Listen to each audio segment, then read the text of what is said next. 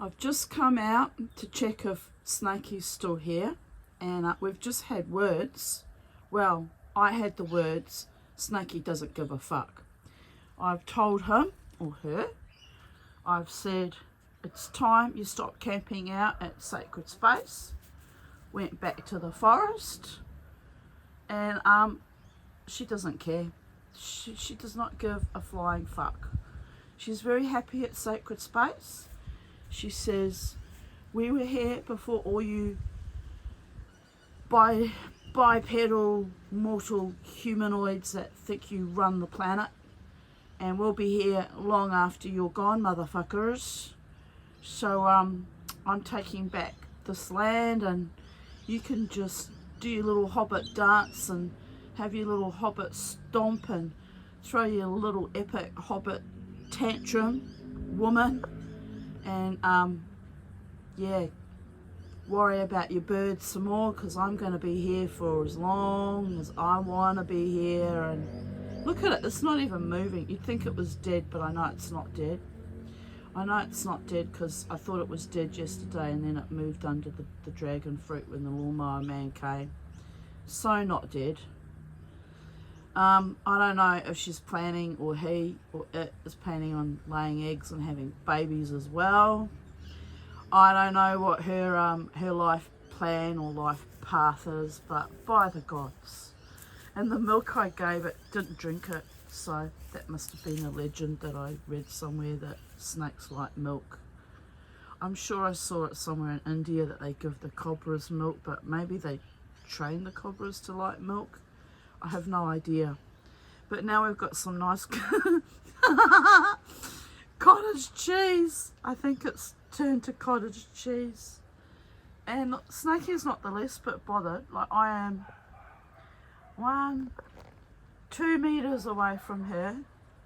We're getting used to each other, kind of, sort of. I mean, if she lunged at me, I'm packing up and I'm moving back to New Zealand. Well, no. But anyway, if she lunges at me, you'll hear the screams from New Zealand. But she's just lies around, not doing very bloody much. So she's been here since I discovered her here on the morning of the 31st of October, Halloween, which is kind of a sign, I'm not sure of what, but an augury of some kind.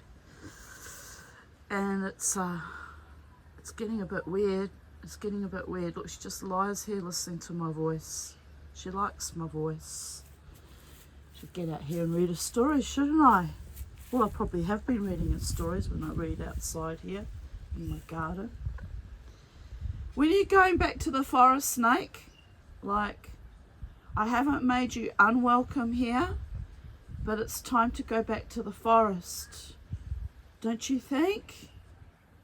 No? You think otherwise? How do you parlay with a snake? There's other snakes in the forest. You might have fun. No, that's not going to work. What else can I say? There's more food in the forest. You might get to lie around with a fat tummy for a few more days. Nope, that's not going to work either. Says, already living that dreaming. Well, you know what's weird? She never scents the air with her tongue. Like, I have not seen her put her tongue out in 4 days. So, is she sick? I keep wondering if she's sick. But she's got good luster on her skin, so I don't think she's sick. I think she's just, I don't know, digesting. Being very, very happy serpent indeed. I want to get down low and show you her thermal, you can't see it, her thermal vents on the side of her face. It's how they heat seek their prey at night. Well, anyway, I might have to call my friend Peter if she's still here after a week or two, but then after a week or two, will it matter? We'll have got used to each other and we'll be friends. Oh, Tiny goes ever so slightly hysterical.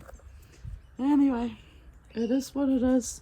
At least the grass has been mowed so I can see any movement in the grass, if there's any more snakes or if she decides to go slithering about the place.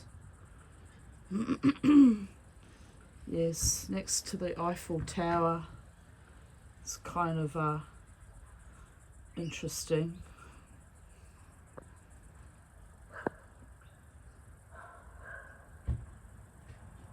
She's watching me. She's watching me with her beady little snaky eyes.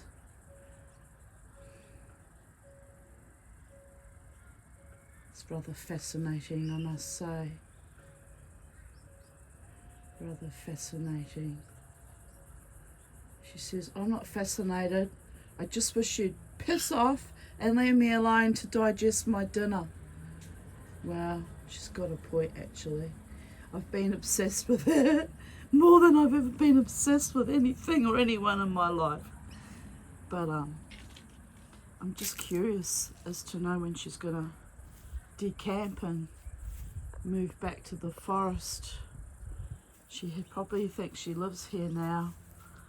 I've got a resident carpet snake. As someone pointed out yesterday, it's not such a bad thing because she'll keep any vermin at bay, but it's Charlie I'm upset about. I can't put Charlie out in the garden now.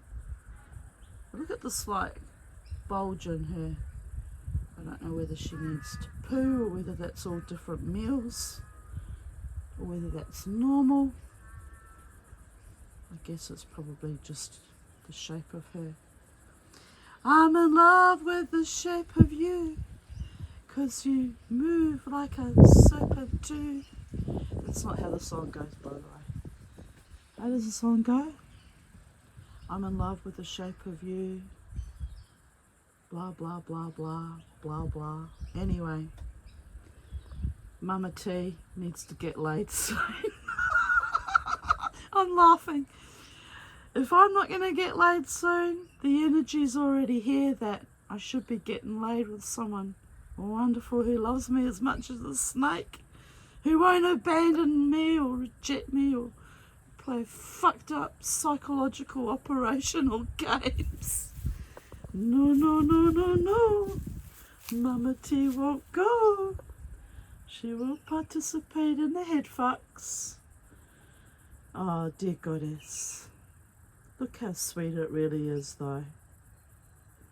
It'll be sweet until I try and get too close to it and grab it. I can't even believe that I maintain, on average, here's my big hobbit foot, this time we're about 2.5 meters apart. It's like we're getting closer and closer to each other.